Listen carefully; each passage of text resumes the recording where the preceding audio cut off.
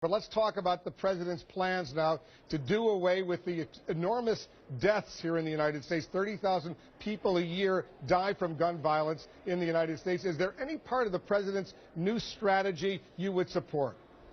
Sure. And what I would advise the president, having spent 16 years prosecuting gun violence, is we need to do a much better job prosecuting current gun violators. Wolf, gun prosecutions are down over the past 10 years. If you look at the current background check denials, in 2012, the last numbers I saw were 80,000 background check denials. Out of those 80,000, there were less than 500 prosecutions. So before you ask for new weapons in the war on crime, it is fair for me to say, how are you doing with your current weapons? And there's a very small percentage of our fellow citizens who are criminally inclined, very small. So if you can put them in jail for a gun violation before they commit murder, before they commit a mass killing, why is that not a better strategy? Well, are you suggesting, Mr. Chairman, that those 80,000 or so who were denied an opportunity because of their background checks to purchase a gun should be prosecuted?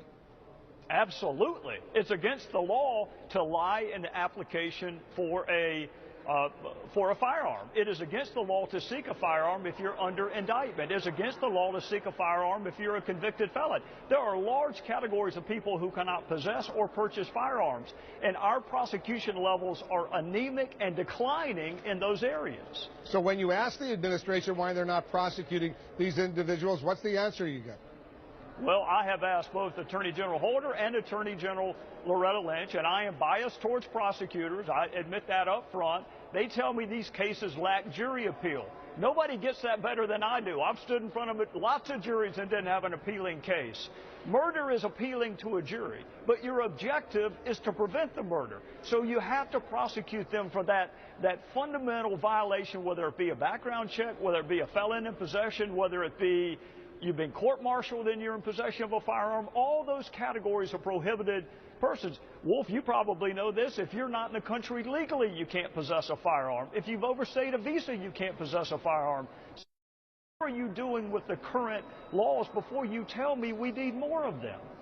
Are you going to support the president's proposal for $500 million, $500 million to increase the issue of mental health, to make sure that people who don't have proper mental health can't go out there and buy a gun? Well, I am supportive of the concept of people having access to mental health. You don't know this, Wolf, and there's no reason for you to know this, but I had a gun pulled on me outside of church a couple of years ago by a woman who was adjudicated unfit to stand trial. She was criminally irresponsible.